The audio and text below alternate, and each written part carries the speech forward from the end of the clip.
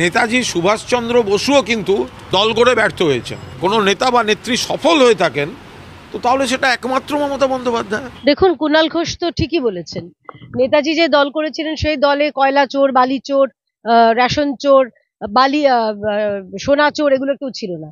সুতরাং এই জায়গা থেকে কুণাল ঘোষের দলে এই সব সমস্ত লোক রয়েছে, আরো বেশি রয়েছে। এখানে রেশন চোর রয়েছে, শিক্ষা চোর রয়েছে, নানান রকমের যে কোনো ধরনের চুরির কথা বলুন, সব তৃণমূলে রয়েছে। তো সেটাই, তো সেই জায়গায় অবশ্যই মমতা ব্যানার্জি সফল। তার দলের মধ্যে সব দুর্নীতির একটা স্টপেজ মমতা ব্যানার্জি। নেতাজি ভাবতে পেরেছেন এইগুলো করার জন্য?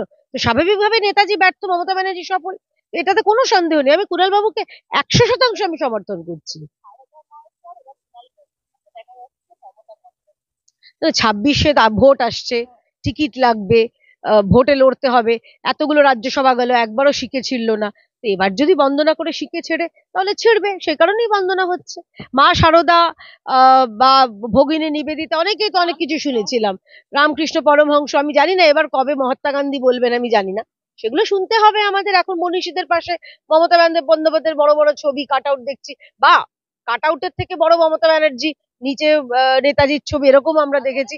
আসলে একটা কথা কিছু মনে করবেন না রোজিনা, কোথায় নেতাজি কোথায় পেঁয়াজি, এরকম না বলতে আছো, মানে বলতে বাধ্য হচ্ছে আসলে। কোথায় চাঁদ কোথায় চাঁদমালা, কোথায় মানে মানে গরুর গালির যদি হেডলাইট লাগানো হয় তার যেরকম ব্যবস্থা হবে, সেরকমই তৃণমূল দল, আর সেরকম আঞ্চলিক তৃণমূল দলের সর্বভারতীয় নেত্রী। বিশ্বনাথ বাবু যদি কুণাল ঘোষকে ফোন করে ক্লারিফিকেশন নিয়ে থাকেন, অতি চমৎকার। কুণাল বাবু কুণাল বাবু ক্লারিফিকেশন যদি দিয়ে থাকেন, অতি চমৎকার। কিন্তু পরবর্তীকালে, এবং তিনি তো টেলিভিশনে বসে স্বাভাবিকভাবে তিনি বিশ্লেষক হিসেবে তিনি তো বিশ্লেষণ করবেন। সেই বিশ্লেষণ করা যদি আপনার সপক্ষে না যায়, তাহলে সেটাকে পাবলিক করে দেওয়া, এটা আমার মনে হয় না ঠিক। কিন্তু দুজনের ব্যক্তিগত কনভারসেশন, দুজনের মধ্যে ব্যক্তিগত থাকলেই ভালো। বডি শেমিং, দেখুন এবার আমার খারাপ লাগছে। এবার যদি বিশ্বনাথ বাবু বলেন কুণাল বাবুকে যে ওই জেল ফেরা আসামি, জেল খাটা আসামি, বা ভুঁড়ি পেটো, এরকম যদি বলে, সেটা কি ভালো লাগবে? ওটাও যেরকম ভালো লাগবে না, এটাও ভালো লাগবে না। সুতরাং আমার মনে হয় বডি শেমিং করাটা এটা খুব ভালো পরিচয় নয়। মানে উনি তো একটা ভালো পরিবার থেকে এসেছেন কুণাল বাবু, তার বাবা ডাক্তার, তার ছেলেও অত্যন্ত কৃতি।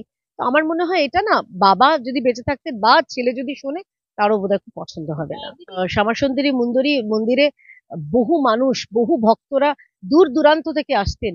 সেখানে গিয়ে কুণাল ঘোষ কি করেছেন! মানে মানে আমার মনে হয় যে শুধুমাত্র শিক্ষা প্রতিষ্ঠান, 100 দিনের টাকা, মানুষের বাড়ি, এগুলো চুরি করে কি তৃণমূল ক্ষান্ত হয়নি? এবার কি ঠাকুরের গয়নার দিকেও নজর পড়েছে? এই প্রশ্নটা তো এই প্রশ্নটা তো এ করতে হচ্ছে। আগে আমরা দেখেছি মোগল শাসক বা তার আগে হুন, পাঠান, তাদের থেকে বাঁচানোর জন্য মন্দিরের বিগ্রহ সরিয়ে দিতেন পুরোহিতরা। এবার শ্যামাসুন্দরী মূর্তিকে তৃণমূলের আমলে সরিয়ে দিতে হচ্ছে। এইটা আমাদের কাছে অত্যন্ত লজ্জার। আমার মনে হয় আমাদের প্রত্যেকের এর বিরুদ্ধে প্রতিবাদ জানানো উচিত।